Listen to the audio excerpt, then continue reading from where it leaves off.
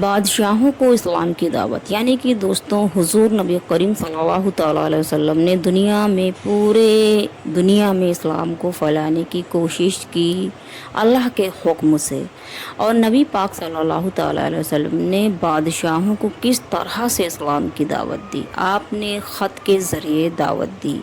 اور اس خط میں نبی پاک صلی اللہ تعالیٰ علیہ وسلم نے بادشاہوں کے لیے کیا لکھا تھا، اور اس خط کو دیکھ کر بادشاہوں نے کیا جواب دیا۔ السلام علیکم دوستوں، بادشاہوں کو اسلام کی دعوت۔ نبی پاک صلی اللہ تعالیٰ علیہ وسلم نے جب خط لکھ کر بادشاہوں کو دعوت دی، اسلام کو قبول کرنے کی دعوت دی، تو بادشاہوں نے کیا جواب دیا، بادشاہ نے اسلام قبول کیا یا نہیں کیا، اس کے بارے میں دوستوں اگر آپ کو جاننا ہے تو بنے رہیں لاسٹ تک اس ویڈیو میں۔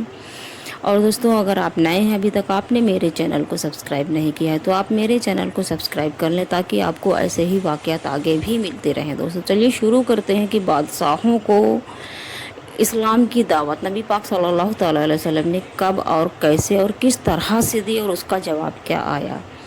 بدر، احد اور خندق کی لڑائیوں، یعنی کہ بدر، احد اور خندق کے جنگ کے بعد میں جنگ کے علاوہ بھی کفار نے مسلمانوں سے اور بھی لڑائیاں لڑی ہیں، مگر صلح حدیبیہ سے ذرا امان ہوا تو ایک روز 7 ہجری میں حضور نبی کریم صلی اللہ تعالیٰ علیہ وسلم نے تمام صحابہ کرام کو جمع کیا، اور جمع کر کے نبی پاک صلی اللہ تعالیٰ علیہ وسلم نے فرمایا کہ اے مسلمانوں، خدا نے مجھ کو تمام جہاں کے لیے پیغمبر بنا کر بھیجا ہے، اب وقت آ گیا ہے کہ میری طرف سے ساری دنیا کو اسلام کا پیغام پہنچا دو۔ اس وقت عرب کے شمال میں روم تھا، مشرق میں ایران تھا، اور مغرب میں مصر اور جشع وغیرہ بڑی سلطنتیں قائم تھیں، یعنی کہ یہ دیش ہیں یہ جو اس وقت بڑی بڑی سلطنتوں کے مالک تھے، اس میں بادشاہ تھے اور قائم تھے یہ دیش، اور یہاں بڑے بڑے با اقتدار بادشاہ حکومت کرتے تھے، یعنی کہ ان دیشوں میں بہت بڑے بڑے بادشاہ جو کہ بہت ہی رسوخ والے تھے، یہ لوگ حکومت کیا کرتے تھے۔ حضور نبی کریم صلی اللہ تعالیٰ علیہ وسلم نے ان سب کو اور عرب کے تمام بڑے بڑے عیسائیوں کو خط لکھے جن میں انہیں اسلام قبول کرنے کی دعوت دی۔ یہ خط آپ نے صحابہ کرام کے ذریعے بھیجوائے، یعنی کہ نبی پاک صلی اللہ تعالیٰ علیہ وسلم نے صحابہ کرام کے ذریعے ان بادشاہوں کو، ان لوگوں کو اسلام کی دعوت دینے کے لیے خط بھیجا۔ اور اس خط میں کیا تھا دوستو، چلیے میں آپ کو بتاتی ہوں کہ روم کے بادشاہ کے لیے جو خط نبی پاک صلی اللہ تعالیٰ علیہ وسلم نے لکھوایا تھا، اس خط میں یہ تھا کہ روم کے بادشاہ ہرقل کے نام خط تھا۔ یہ حضور نبی کریم صلی اللہ تعالیٰ علیہ وسلم نے جو خط لکھا اس کا ترجمہ یہ ہے، یعنی کہ دوستوں روم کے بادشاہ ہرقل کے نام جو خط لکھا نبی پاک صلی اللہ تعالیٰ علیہ وسلم نے، اس میں یہ لکھا تھا کہ اللہ کے نام سے شروع جو بڑا مہربان اور نہایت رحم والا ہے، بے شک یہ خط محمد مصطفیٰ صلی اللہ تعالیٰ علیہ وسلم کی طرف سے ہے جو اللہ کا رسول ہے اور ہرقل کے نام ہے، یعنی کہ یہ خط ہرقل کے نام ہے جو روم کا بادشاہ ہے۔ وہ لوگ سلامت رہیں جو سیدھی راہ پر چلتے ہیں۔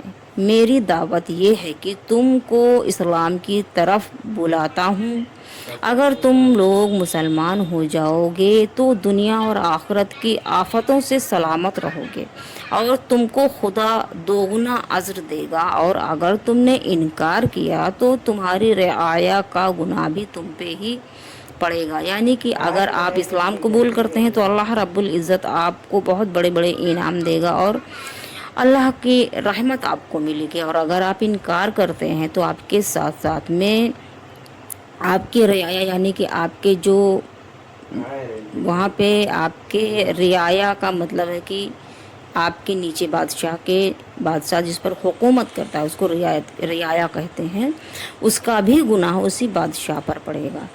اے اہل کتاب، تم ایک ایسی بات کی طرف آ جاؤ جس کی بابت اللہ تعالیٰ کی طرف سے ہے۔ ہمارے اور تمہارے لیے ٹھیک ٹھیک ایک ہی حکم ہے، یعنی کہ ہمارے اور تمہارے لیے صرف ایک ہی ٹھیک اور صحیح حکم ہے کہ یعنی ہم اللہ کے سوا کسی دوسرے کی عبادت نہیں کریں گے اور اس کے کاموں میں کسی چیز کو بھی اس کا شریک نہ ٹھہرائیں، اور اللہ کے سوا خدائی کا درجہ یعنی کہ اللہ کے سوا خدا کا درجہ ہم اپنے جیسے کسی بزرگ انسان کے تجویز نہیں کریں گے۔ اگر تم میری ان باتوں سے انکار کرو گے تو تم اس بات کے گواہ ہو کہ ہم ان باتوں میں اللہ تعالیٰ کے فرما بردار ہیں۔ ہرقل کو جب یہ خط حضور نبی کریم صلی اللہ تعالیٰ علیہ وسلم کا یہ خط ملا تو اس وقت بیت المقدس میں تھا، یعنی کہ بادشاہ ہرقل اس وقت بیت المقدس میں تھا۔ اس نے اپنے ملازموں کو حکم دیا کہ عرب کا کوئی آدمی ملے تو اسے لے آؤ۔ جب اس کو خط ملا، اس نے پڑھا تو اس نے اپنے ملازموں کو، اپنے نوکروں کو یہ حکم دیا کہ عرب کا کوئی بھی آدمی اگر تم لوگوں کو ملتا ہے تو اس کو میرے پاس لے کر آؤ۔ اتفاقاً ابو سفیان تجارت کے سلسلے میں، یعنی کہ ابو سفیان اپنے کاروبار کے سلسلے میں اس وقت روم میں موجود تھا۔ شاہی ملازم اسے اور اس کے ساتھیوں کو ہرقل کے پاس لے گئے۔ ہرقل نے عظیم الشان دربار لگایا، تاج پہن کر تخت پر بیٹھا اور ابو سفیان اور اس کے ساتھیوں سے کہنے لگا، عرب کا جو شخص نبی ہونے کا دعویٰ کرتا ہے تم میں سے اس کا رشتہ دار کون ہے؟ ابو سفیان کھڑا ہو گیا اور کہا اور بولا کہ میں ہوں۔ پھر دونوں کے درمیان اس طرح سے گفتگو ہوئی، یعنی کہ بادشاہ اور ابو سفیان کے درمیان کیا باتیں ہوئی دوستو، چلیے آپ کو بتاتی ہوں کہ بادشاہ ہرقل نے پوچھا کہ اس نبی کا خاندان کیا ہے؟ ابو سفیان نے بتایا کہ نہایت شریف ہے۔ ہرقل نے پوچھا کہ اس خاندان میں کسی اور نے بھی نبوت کا دعویٰ کیا ہے؟ ابو سفیان نے کہا نہیں، کبھی کسی نے نہیں کیا ہے۔ ہرقل نے پوچھا کہ اس کے باپ دادا میں کبھی کوئی بادشاہ ہوا ہے؟ ابو سفیان نے کہا نہیں، کوئی نہیں ہوا ہے۔ ہرقل اس کے ماننے والے غریب لوگ ہیں یا امیر لوگ ہیں؟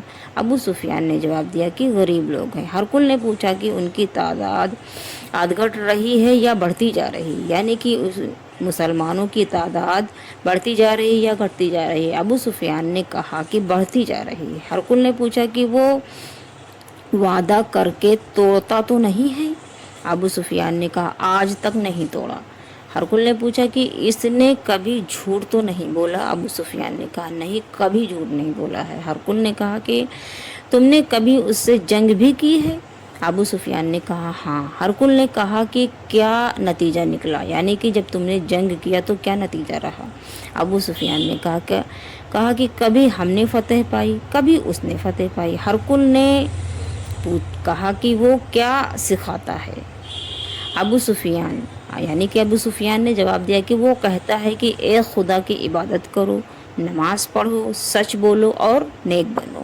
اسی گفتگو کے بعد ہرقل نے کہا تم کہتے ہو اس کے خاندان میں سے کسی نے پہلے نبی ہونے کا دعویٰ نہیں کیا ہے؟ اگر ایسا ہوتا تو ہم سمجھتے کہ یہ خاندانی اثر ہے، یعنی کہ اگر اس نے نبوت کا دعویٰ اس کے خاندان میں پہلے بھی اگر کسی نے کیا ہوگا تو یہ خاندانی اثر ہے۔ تم کہتے ہو کہ اس کے خاندان میں بھی کبھی کوئی بادشاہ نہیں ہوا ہے، اگر ایسا ہوتا تو ہم یہ خیال کرتے کہ اس کے دل میں بھی بادشاہ بننے کی خواہش ہے۔